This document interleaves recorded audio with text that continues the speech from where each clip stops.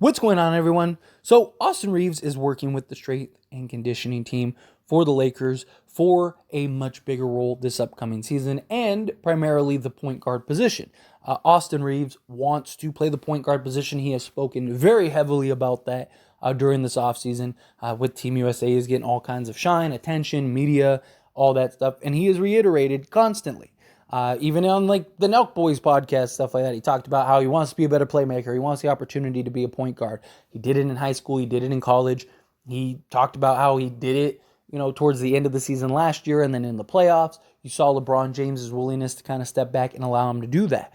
But with that, he needs to develop his strength, right? He needs to be able not to get bumped so easily. He needs to be able to fight through contact, fight through the lane. He's done a good job of it already, and he is extremely crafty. And you don't want him to, turn into, this huge meat cake, right? Like you want him to maintain some of his abilities, but it would be nice to just be a little stronger, not be able to get bumped off, work on his conditioning and his ability to just stay in front of guys, work on his defense, his reflexes, things like that.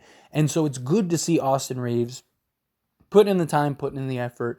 Obviously, he's playing with Team USA. Once he gets back and he's done, he'll continue to do that. He's working every day on his strength, on his conditioning, on his play. And you've seen some of that translate with Team USA, right? You've seen the craftiness. You've seen the improved handles. You've seen his ability to still fight through contact and just finish at the rim.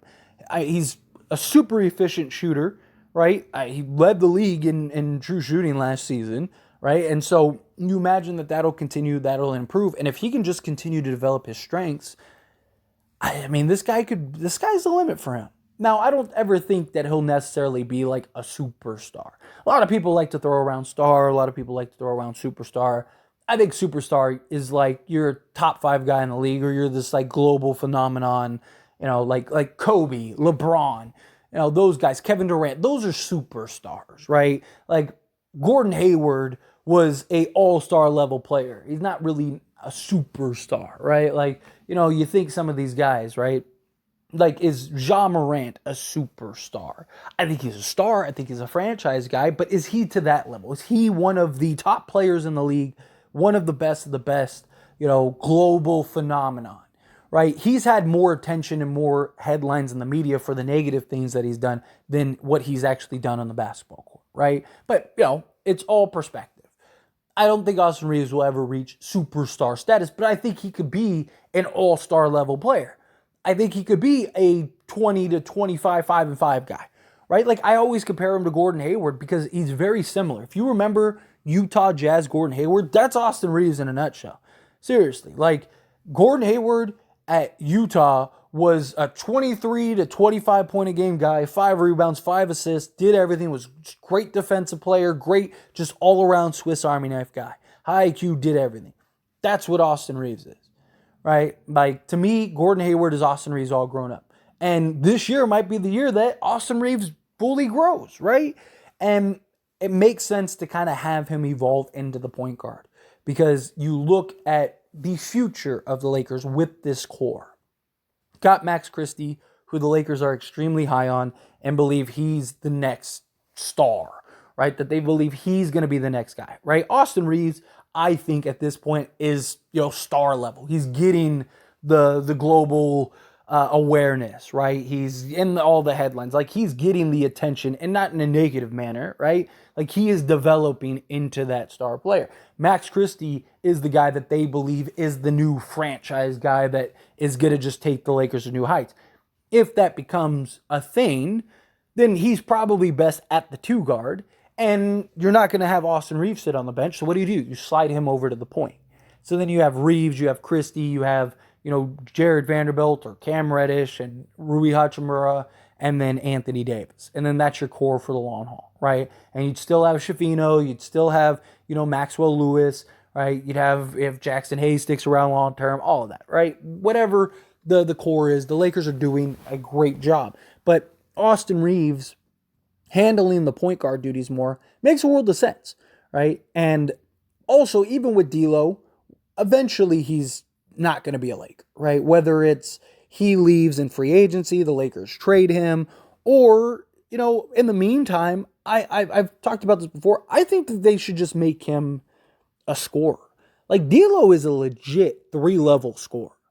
And he's always been a scorer, right? Like he's a guy that you talk about consistency, he's a 17 point a game guy, right? But I do think D'Lo, especially if he can shoot and score at the efficient clip that he just did for the Lakers this past season, he's easily a 23 to 25 point a game guy. He just needs the attempts, right? So if your goal is to really turn Austin Reaves into this like point guard, Swiss Army knife type player, I think you move D'Lo and you make him the scorer, like the shooting guard.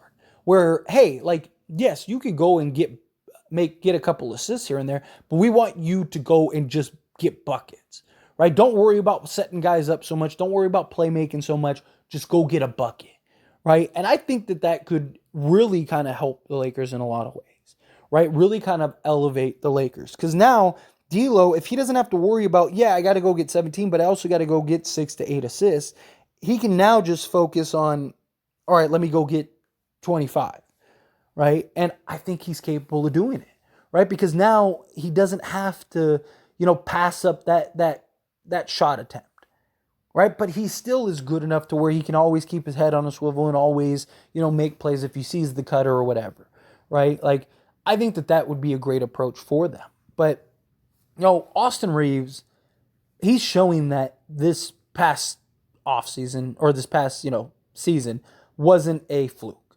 He really emerged in the second half, right? LeBron James gets injured. He goes down. If LeBron doesn't get hurt, who knows what happens, right? Austin Reaves was in the rotation. He was playing, but he wasn't getting the opportunity that he was. And then he just emerged, and credit him, man, for taking and seizing that moment, seizing that opportunity.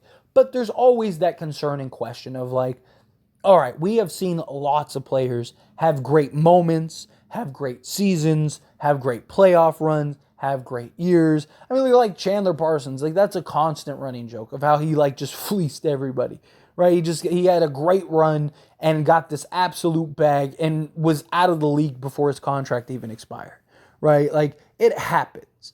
So it's just, it was a real question mark heading into this season. And then Austin Reaves gets put on Team USA, and you hear all the noise, all the chirping about, like, he doesn't deserve it. He's only doing this because he's a Laker, and yada, yada, yada. And he has shown more that he deserves it. He has shown that he is one of the best players on that roster, is Mr. Clutch. He's closing down the stretch for them. He's completely changing the tides of games. Like, he's doing everything for that team. Like, he has been great for that team. Now, is a lot of the media hype and media attention and, like after the first game with Team USA, right? Like, he was like the third leading scorer. And don't get me wrong, he had a very good game. But, like, he didn't score a bucket in the second half. But going into the halftime, he was the leading scorer with 9 points. He was super efficient. I think he was like 4 or 6 or something like that from the field. But just didn't really need to score. He didn't need to take over games or anything like that down the stretch. So, but you had several other guys that had these like great games, and who gets the international headline interview? It's Austin Reaves, right? And he's getting all this promotion, all this publicity, more than anybody on that roster. I mean, even Anthony Edwards is clearly far and away their best player, but he hasn't even got as much media attention as Austin Reaves has. Is that because Austin Reaves is a Laker? Absolutely. Right? If Austin Reaves was like on Detroit, he wouldn't be getting the media and headline attention that he is. It can go both ways. He can earn it and deserve it and play up to it, but still have like the LA spotlight be part of his success. Right? You can have both. Both can be correct, right? If Austin Reaves was some bum, right, it doesn't matter how bright LA's lights are. I mean, there have been plenty of players that the Lakers have had over the years that never got the spotlight and shine because they weren't good enough. Austin Reaves has lived up to the hype.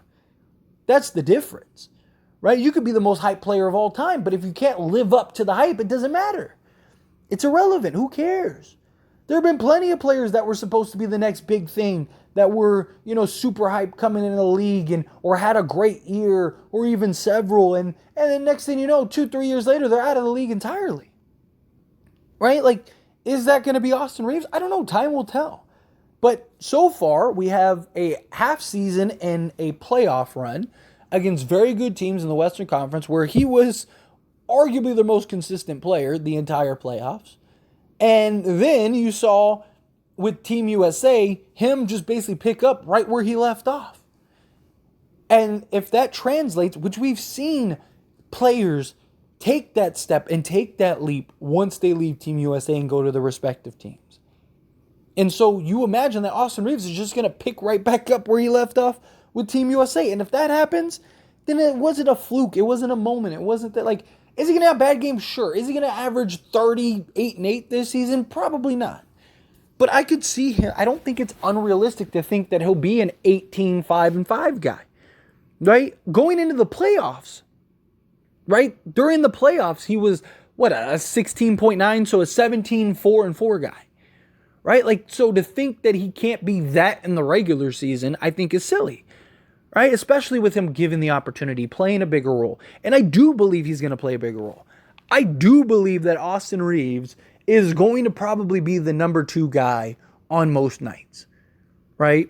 LeBron James, I think, just kind of coasts this year. When LeBron wants the ball, when LeBron wants to take over, he'll take over. Right? He'll do his thing. But I think we see LeBron do what we saw him do when Reaves emerged, where LeBron kind of let Reaves do his thing, and then LeBron just got his 25 throughout the course of the season. I mean, how many times do we see LeBron James with like 4 points at halftime, and you're like, what? And then the game's over, and you're like, he had 25? Like, he scored 21 points in the second half? When did that happen? Right? Like, that's what I think happens. I think he does what he usually does. He lets everybody get going in the first quarter. Let Reaves handle duties and do his thing, and then he'll go get, 6 to 8 points in the second quarter, and then he'll go get another 6 to 8 in the third quarter, and then go get another 6 to 8 in the fourth quarter, and then all of a sudden he's got his, 24 to 28 points, add in free throws and some of those being threes and whatever, and then there you go, there's his points, right? But I think Austin Reaves will be the guy. I think he'll have the ball in his hands a lot. I think he'll be making plays a lot. I think when he's playing off the ball, LeBron loves to look for him, loves to find him. I think he'll be the guy that's on most people's minds when they're, looking to kick out to somebody or whatever, and Austin Reaves will be that guy, right? I think Reaves is really going to have a massive role for the Lakers this year. And if given that role, it's not unfathomable to think that he is an 18 to 20 point a game guy, especially with as efficient as he is. Like, if he was shooting 35% from 3 and, was like a 43% from the field type guy, then probably not. But no, I mean, this guy's literally like, I wouldn't be shocked if he's a 50, 40, 90 guy this year. He was almost that last year. So to think that he can't be that this year, or at least close to that again, you're talking about some of the best efficiency in history. Like, it's ridiculous. He was the most efficient shooter in the league last year, right? Like, if that continues, then yes, he is going to be worth the hype and excitement and whatnot. But I love seeing that he's willing to put in the work. I love seeing that he's working with Lakers training and, and working with their development and just trying to build strength and muscle and mass and all that stuff. I'm pumped for it. But anyway, as always, this is a discussion, so I pass the question on to you. Let me know your thoughts and opinions down in the comments below. How do you feel about Austin Reaves? What do you think about him working on his strength and conditioning? Do you think that he's going to kill it at point guard? Do you like him more as the shooting guard and kind of like that extension, a guy that can make plays at the shooting guard position? How do you feel? Whatever your thoughts are, love to hear it. Let me